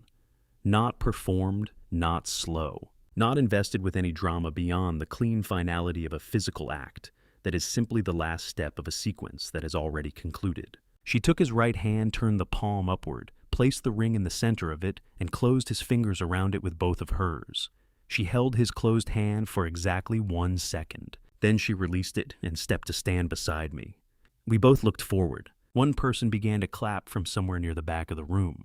2 hands at ordinary pace, not building toward anything, just present, deliberate, and alone in the silence for the 3 seconds before anyone else joined. One person clapping in a room that size is either the loneliest sound available to a human occasion or the most honest one. Standing beside my daughter, I decided without hesitation that it was the most honest. I did not look for who it was. I did not look at Derek. I did not look at the crowd gathering its response behind us. I looked forward and I thought about a factory floor in Clarksville and a man who shook every hand the same way, regardless of what the hand belonged to, and I thought she just showed them, without knowing she was showing them, without ever having been taught that there was something to show. The clapping spread across the hall, and beside me, for the first time since I had arrived at Grandview Manor at 6:47 that morning, I heard my daughter breathe. The applause had barely begun when Derek set the ring down on the nearest table and picked up the stage microphone, and I understood then that the man I had been preparing for 6 months had won. More move he had not yet made. The ring left his hand the way a chess piece leaves a board, not discarded, not thrown, placed. That single gesture told me everything about what came next. He was not acting from grief. He was not acting from humiliation. He had moved past both of those to something colder and more deliberate. And the shift was visible in the set of his shoulders and the angle at which he held the document he had produced from inside his jacket. I had been watching Derek Voss for 7 months. I had never seen him find that kind of quiet, not the quiet of a man who has run out of things to say, the quiet of a man who has decided to dismantle something on his way out the door. Natalie sat beside me. I did not stand. I did not reach for her hand. I kept my hands flat on the surface and I watched him begin to read. He read from the document with a flat, precise voice, not performing outrage, not seeking sympathy, but delivering information the way someone delivers it when they believe the information is sufficient on its own terms. He framed it as a compliance filing from Callahan Capital's own internal record. He named a position, a dollar figure, and a board authorization that had allegedly been bypassed. He told the room that the conduct clause investigation had not been a protection mechanism. He told them it had been a consolidation instrument, a legal architecture designed not to shield a daughter, but to corner a son-in-law before he had any opportunity to defend himself. He said the word architect, and I heard it land precisely the way he intended, carrying the full weight of everything he had said to Natalie at the stage edge 20 minutes earlier. He was not reading a document, he was offering a reframe. And in a room that had absorbed 4 consecutive unscripted events in under 2 hours, a reframe delivered with enough precision can function like a reset. Let me explain what a fabricated regulatory document does in a room with 4 cameras running live to cloud and 12 capital partners in the front rows. It does not need to be true. It only needs to be read aloud before anyone in the room has time to identify it. Derek understood that. So did I. A fabricated document at the right velocity creates the same initial disruption as a verified one. And Derek had been counting on the specific velocity of a wedding reception, still metabolizing its own chaos as cover for the speed he needed. He had been holding that document since before the ceremony began, waiting for the moment the room felt most resolved, so he could deploy it into the gap between resolution and consequence. It was a sound strategy. It was also 4 months too late. The 12 capital partners in the VIP section had not moved. Martin was at his position near the east wall. The 4 cameras were running, recording everything in the unbroken archive that had been running since 6:30 that morning. I stayed in my seat because there was nothing for me to do yet, and I had known for 4 months that there would be nothing for me to do at precisely this moment. I had built the response to this move in the same month. I had built the response to every other move, not reactively. Not after the fact, but in the deliberate, unhurried sequence of a man who understands that preparation is not a single event. It is a posture maintained across time. Derek had been reading for 3 minutes and 40 seconds when Raymond Holt stood up. I had estimated 4 minutes. Raymond Holt, like Owen Pressfield, runs slightly ahead of schedule. He rose from his seat in the VIP section without urgency. 71 years old, 4 decades on the federal circuit bench before his retirement, carrying the specific unhurried quality of a man for whom standing in a contested room to state a fact is no more remarkable than signing a document at a desk. He did not raise his voice. He did not address Derek directly. He did not perform the statement or calibrate it for the room's attention. He stated at the volume of ordinary conversation that the document currently being read aloud matched a fabricated financial instrument that had been submitted to 3 federal regulatory agencies and formally cataloged as fraudulent on July 22nd of this year. He named the case reference number. He said he had reviewed the original filing personally. Then he sat back down, crossed one leg over the other, and returned his attention to the front of the room with the composed disinterest of a man who has just completed a routine administrative task. Derek stopped reading. The silence that followed was unlike every other silence the room had generated that afternoon. The earlier silences had been held by people waiting to understand what they were witnessing. This one was held by people who had just understood it completely, the specific, irreversible silence of a room in which a question has been permanently answered by someone with the unimpeachable authority to answer it. A principle from the shop floor. The most important tool in any assembly is the one nobody touches until the final job of the day, because everything else has to be finished before it can do what only it can do. Raymond Holt was that tool, not invited to a wedding, positioned in a VIP section to deliver one sentence at one specific moment in a room that needed exactly that sentence and nothing more. The catalog reference date was July. The prenuptial had been signed in June. The gap between those 2 dates was not coincidental. It was the architecture of a prepared man, and I did not explain any of it to the room because the room had just heard Raymond Holt explain it for me. Derek stood at the microphone with the document still in his hand, and a hall full of people who had just watched a retired federal circuit judge reduce 7 months of his planning to a case. Reference number.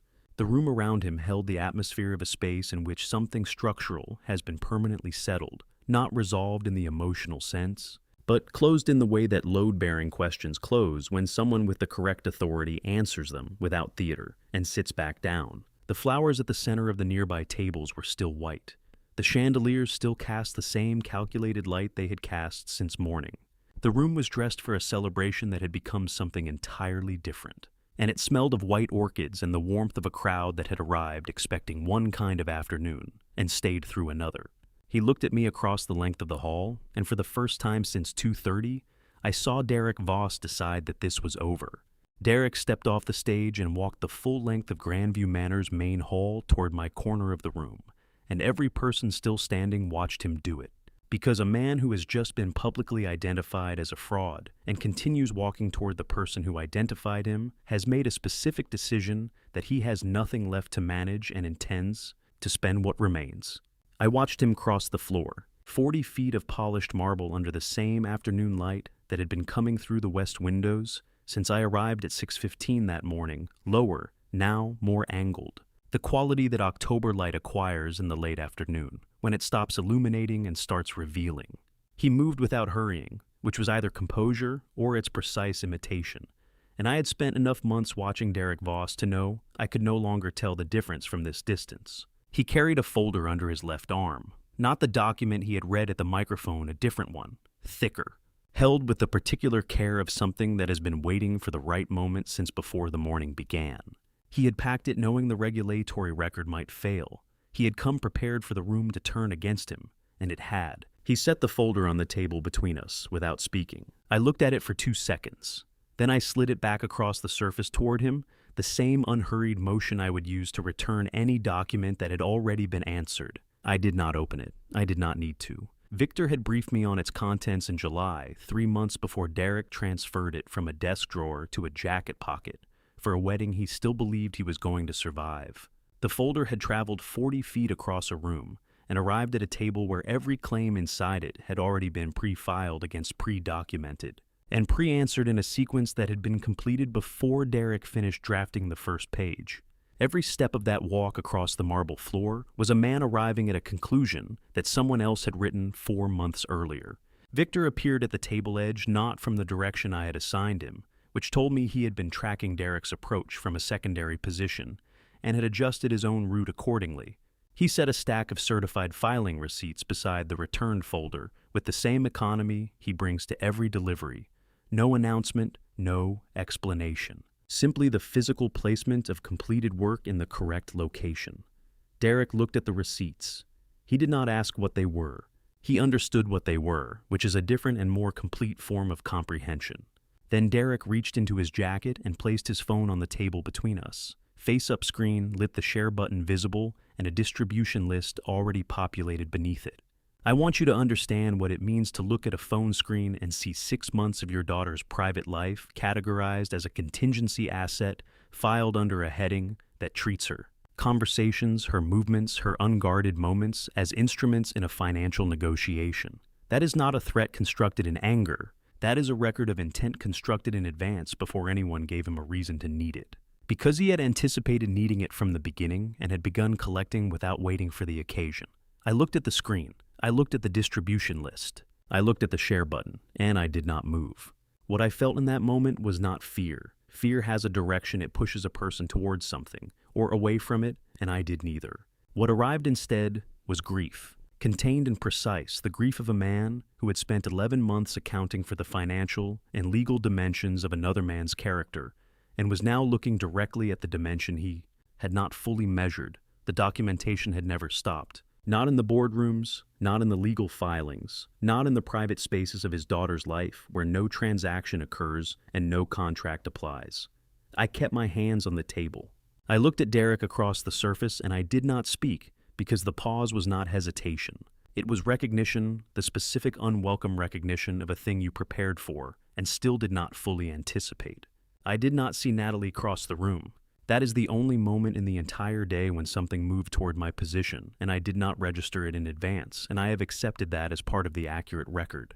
She arrived at the table edge without my noticing, moving the way she had moved all day without announcing herself, without drawing the room's attention to her path, with the quiet directional certainty of someone who has already decided where she is going and requires no assistance arriving. She was standing beside me before I registered her presence.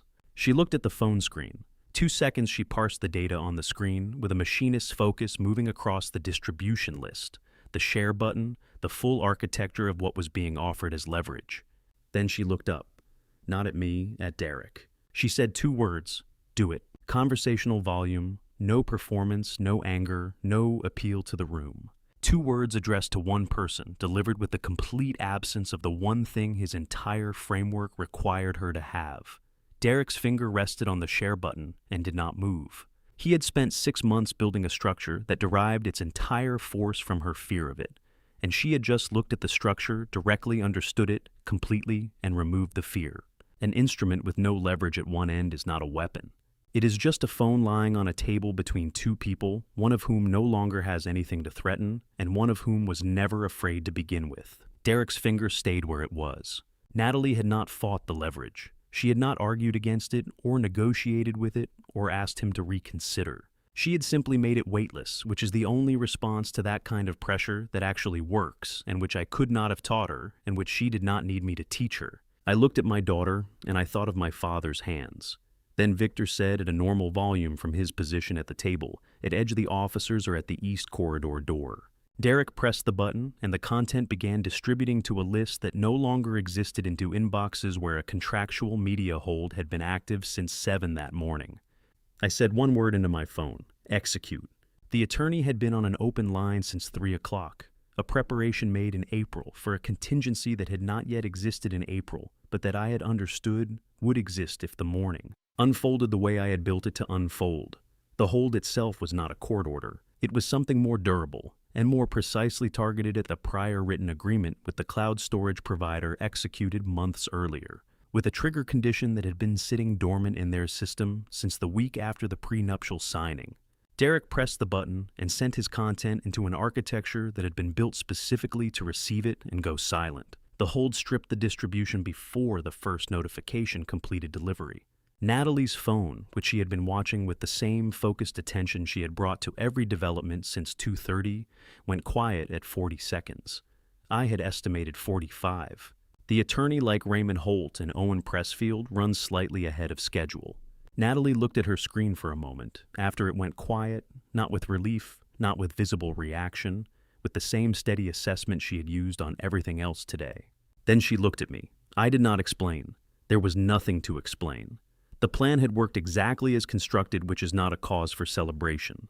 It is simply the confirmation that the preparation was sufficient, and sufficient is the only standard that matters when the work is finished. At 3:58, I heard tires on the Grandview Manor gravel. There is a sound that belongs specifically to institutional arrival, not the hurried crunch of someone running late, not the tentative approach of someone uncertain of their destination, but the measured even pace of a vehicle moving exactly as fast as something that has been scheduled and has no reason to rush. I have heard that sound at closings at filings, at proceedings where the physical arrival of an officer is the final administrative confirmation of work that was completed on paper weeks or months before. 2 financial crimes officers came through the main doors at 4 o'clock, precisely badge cases open, moving at the unhurried pace of people who are not responding to a situation, but completing one. Martin was already at the East Corridor. I had not signaled him. He had been told to stay close on the morning of October 11th, and he had understood, as he understands most operational instructions, that stay close means be in the correct position before the position is needed, not after. I stood up from my seat. In the entirety of that afternoon, from the moment I sat down after sending the group message at 2:34 until 4 o'clock and 1 minute, I had not stood once. Not when Derek approached the table, not when Raymond Holt delivered his statement, not when Natalie walked through the corridor door in her wedding dress, not when the folder landed on the table, not when the phone appeared, not when the officer's tires came across the gravel.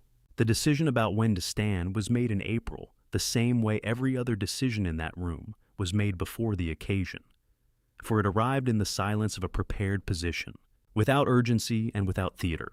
The one time I stood was for this. I want to be precise about what it means to walk across a room toward a man who is about to be taken into custody and straighten his collar before the officers reach him. It means you are not afraid of him. It means you were never afraid of him, not in the way that produces either aggression or avoidance. Not in any of the 7 months you spent watching him move through rooms as though he had already won. It means your standard is not a response to his conduct. It is yours fixed before he arrived, and it does not change based on what he did or what is about to happen to him. I walked to Derek and I straightened his collar with both hands, the same motion my father used before any conversation he did not want to have, but was going to have correctly, regardless of the cost. I leaned close enough to be heard only by him. I did not raise my voice. I said the one sentence that needed to be said, aimed in the direction of the morning's first insult. Someone should make sure you look right for whatever comes next. I stepped back. I did not watch the officers reach him. I did not need to. Natalie was standing at the main entrance when I turned. She had removed her shoes at some point during the afternoon. I did not know when, and when I saw her standing there barefoot on the stone threshold, I understood that the when did not matter. She was holding them by their straps with the loose finished grip of someone carrying something they have already decided not to put back on. She was standing in the October cold without fidgeting, without looking back into the hall, without waiting for any signal from me. When I reached her, she placed her hand in mine with the deliberate, unhesitating placement of a woman who has already determined her direction and is extending the courtesy of including you in it. We walked across the gravel together, her shoes in her other hand. The October light arriving now at the low finished angle of an afternoon that has spent itself entirely. The same hills, the same road, the same geography that had been there when I drove toward Grandview Manor at 6:15 that morning, unchanged, holding no record of the day except what we were carrying out of it. On the way there, I had been driving toward something I had spent 6 months constructing. On the way back, I was driving toward nothing in particular, and my daughter was in the seat beside me, and the radio was off, and that was more than enough. 3 days later, a journalist named Sandra Mills sent 6 words to my office phone and waited to see what I would do with them. Natalie fell asleep before we reached the state road, and the silence that followed was the first silence I had sat inside all day that did not require anything from me. I want to be precise about that distinction. Every silence in that hall had been operational. The silence after the radio announcement, the silence after Raymond Holt sat back down, the silence after Natalie placed the ring in Derek's palm and the first person in the back of the room began to clap. All of them were silences I was responsible for, silences I was inside, while also being the person who had built the conditions that produced them. This one on a state road in the October dark, with my daughter's breathing settled into the long, slow rhythm of genuine rest, was different in kind.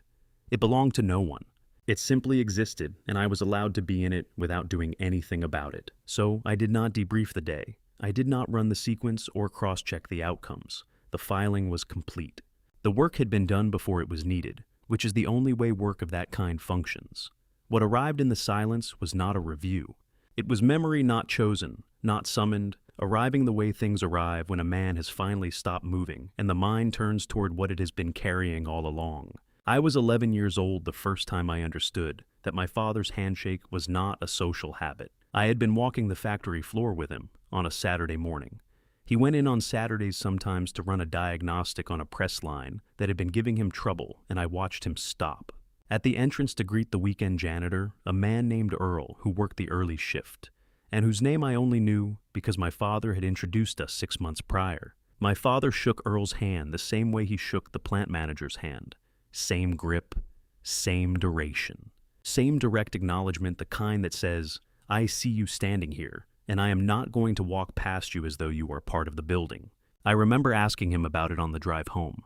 He was quiet for a moment, and then he said something I have carried for 50 years without ever writing it down. Because some things stay without being recorded. A man who measures his handshake by the other man's title is telling you what he thinks a person is worth. I don't think a person's worth changes with their title, so my handshake doesn't either. He never said it again. He did not need to. He had already been demonstrating it every morning for 20 years before I was old enough to ask the question, and he continued demonstrating it for 15 years after, not as a lesson, as a practice. A daily, unremarked, unannounced commitment to a standard he had decided on at some point before I existed and had never once revised. I built everything I have on a version of that standard, not the handshake specifically, the architecture beneath it. The understanding that how a man treats people when it costs him nothing is the most accurate measurement of what he will do when it costs him something. I have applied that measurement in every room I have entered for 40 years. I have applied it to Derek Voss for 7 months. It is not a test I designed for him specifically. It is the only test I know how to administer, because it is the only one my father ever showed me once on a Saturday morning in a Clarksville factory, in a 10-second exchange between a machinist and a janitor that I almost didn't register as significant. The Nashville skyline appeared at the edge of the windshield as Route 96 met the city limits. The hills behind me had gone flat and gray in the way that Tennessee evenings go, when the last of the October light is finished. Not dramatic, not gradual, just done. Natalie had not stirred since the state road. I kept my hands at the lower arc of the wheel, and I did not reach for the radio. I thought about Walter Callahan's last year. He retired from Consolidated Fabrication in the spring of 2013, and he died that October 6 months later. He did not have a long retirement. He did not seem to need one.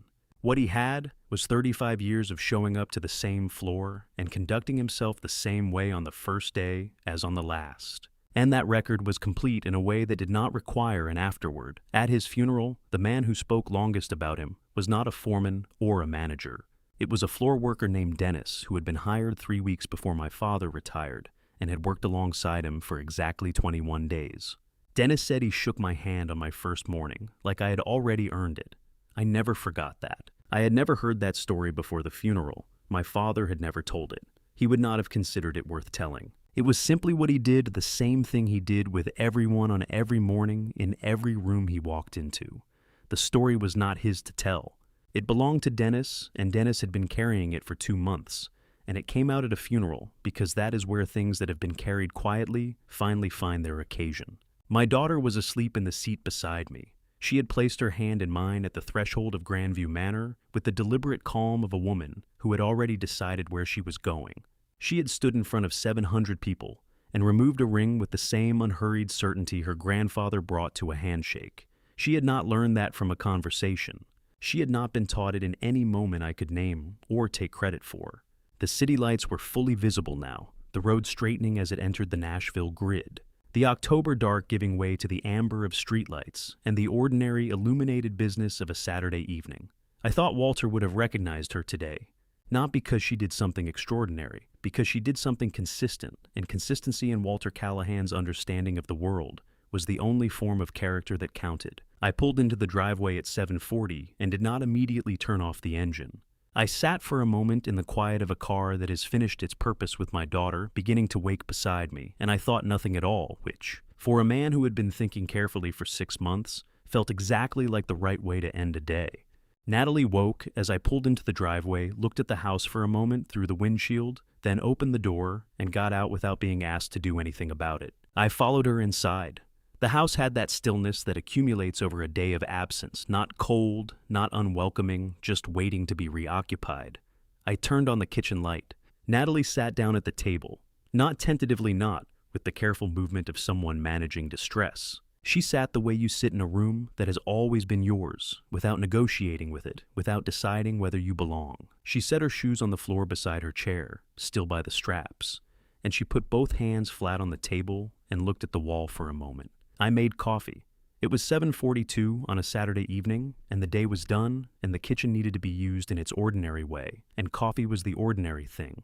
She did not ask about Derek. She did not ask about the legal sequence, what happened to Greg Hartwell, what Rachel Dunn's message had said, or what came next for any of the people who had occupied the last 14 hours of her life. I had been prepared for any of those questions. I had been preparing for versions of them for 6 months. She asked none of them. She asked about him, not the firm, not the deal, not the conduct clause or the filing dates or the counter documents. She looked across the table at me with her coffee held in both hands, and she said, "Tell me about your father, not what he taught you, him." I set my cup down, and I thought about where to begin, which is not something I am accustomed to doing. In professional settings, I begin with the data and I move forward in sequence. But there is no data sequence for Walter Callahan that captures the things she was asking about. The things she was asking about lives and details that do not reduce to a timeline or a figure. I told her about the Saturdays first, the mornings I walked the factory floor with him as a boy before the shift began. When the press line was quiet and the light came through the industrial windows at the angle that makes machinery look almost peaceful. the smell of the place machine oil and metal shavings, and the particular dry heat of a building that runs hot 6 days a week, the way he moved through it, not quickly, not with the performed urgency of a man who needs to be seen working, deliberately, accounting for the space and every person in it. I told her about Earl, the weekend janitor at Consolidated Fabrication, a man I had met once and whose last name I never learned, who received the same handshake from my father on a quiet Saturday morning that the plant manager received on a Monday. I had asked my father about it on the drive home that day. He had answered once, and he had not needed to answer again, because the answer was already present in every morning he had ever walked into that building. Natalie listened the way she listens, completely without filling the pauses, without redirecting toward herself. Her eyes stayed on my face. She did not look at her phone. She did not shift in her chair. I noticed while I was talking that she had been listening that way all day, to Claire at the microphone, to Derek at the stage edge, to the hall as a whole when she first walked through the corridor door in her wedding dress. Not passive listening, active stillness, the kind that is itself a form of response, because it tells the person speaking that what they are saying is being received rather than processed for reply. I did not remark on it while I was talking. Some things are better left undisturbed while they are happening. When I finished, the kitchen was quiet in the way that a room is quiet between two people who have said the thing that needed saying and do not require the silence to be filled. The coffee had cooled a degree. The October night sat on the other side of the window, fully dark by now, the yard invisible, the street beyond it audible only as an occasional car passing at the pace of a residential Saturday. Natalie turned her cup once in her hands. Then she said, "I know. I've always known. I just wanted to hear you say it out loud." I looked at her across the table, this woman who had walked into that hall in a wedding dress and assessed it with the same unhurried precision her grandfather brought to a factory floor, who had removed a ring without theater and stood beside me afterward as though that had always been the only possible outcome. And I understood something I had not fully understood before that moment. She had not learned any of it from me. Not from a conversation I had initiated, not from a principle I had named, not from a decision I had made in front of her and labeled as instruction. She had absorbed it the same way I absorbed my father's standard, through proximity, through daily accumulation, through watching someone conduct themselves consistently in room after room after room until the standard became ambient, became structural, became simply the air that a certain kind of person breathes without noticing they are breathing it. Walter Callahan did not teach me how to hold a room. He showed me every morning what it looked like to hold yourself. And I had apparently been showing Natalie the same thing without knowing I was showing her for 29 years. I did not say any of this out loud. It did not need to be said. The kitchen held it well enough on its own. Sandra Mills sent her message at 9:40 that evening, and the world outside the kitchen arrived politely in a single text. Natalie had gone to the living room at some point after 9. I did not track the transition. One moment she was across the table, and the next, the kitchen had the specific quality of a room that one person is using and another person is present, indifferently present through a wall, occupying the same house in separate silences that do not require reconciliation. I was at the table with my coffee and my phone when the notification came. Sandra Mills's text was 6 words, with a question mark at the end. What would you want people to understand? I read it once. I set the phone face up on the table and I looked at the kitchen wall for approximately 30 seconds. Not because I did not know what to say, but because I wanted to say it correctly. A thing worth putting your name on is worth taking 30 seconds with. I want to tell you what I wrote to Sandra Mills. Not because I am proud of it, I am past the point in this story where pride is the right word, but because it is the only sentence in this entire account that was written for someone outside this kitchen. I wrote, dignity is not a gesture, it is a practice.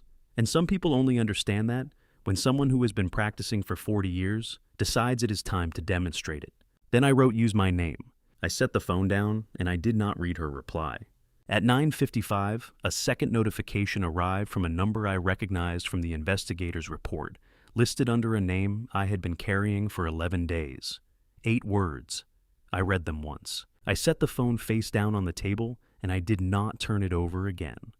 Some messages do not require a reply. They require only acknowledgement, and acknowledgement can be private held in the specific way that a person holds something true that does not need to be spoken to remain true. I did not go to the living room. I did not tell Natalie what the message said. I sat with it for a few minutes in the way you sit with something complicated that is not yours to resolve and is not asking to be. The October night was on the other side of the kitchen window. I could not see the yard, but I could hear it the outdoor quiet of a residential street at 10 o'clock on a Saturday. Someone's porch light on 2 houses down. The neighborhood settling into its ordinary evening. Martin called at 10:15. We were on the phone for 11 seconds. That is the most complete professional accounting of the most consequential day of my working life. He said done. I said good. We hung up. I sat for a moment with the word done, not savoring it, not testing it, just letting it settle into the same place where everything else from the day had settled. My father would have recognized that economy. A man who spent 35 years in a factory understands that the right word at the right moment does not need company. Done. Good. 2 words that account for a full day the same way, 2 words accounted for everything that mattered at a table in Grandview Manor 6 hours earlier. Natalie came back into the kitchen at 10:45. She had changed out of the wedding dress she was in, an old sweatshirt that I recognized from years ago, something she had brought home from a college weekend and never returned. Faded at the collar and worn at the cuffs in the way that clothing gets worn when it has been genuinely used. She poured herself the last of the coffee and sat back down across from me, and we stayed in that kitchen silence for a few minutes, the comfortable kind, the kind that does not ask anything of either person in it. Then she put her hand over mine on the table. She said, "I want to learn that." I knew what she meant. She did not mean the plan.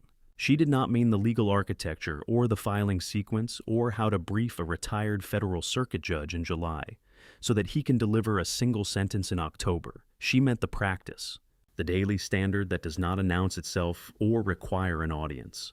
The thing Walter carried for 35 years and Frank carried for 40, without knowing its name until a state road in the October dark. I nodded once. I did not add anything. She already had. It had been carrying it all day, without knowing she was carrying it, had demonstrated it in front of 700 people and 1 kitchen table without instruction from anyone. But some agreements are worth making formally, even between 2 people who both already know. Some things are worth the nod. I didn't say anything else. I didn't need to. The coffee was warm, the kitchen was lit, and my daughter was home.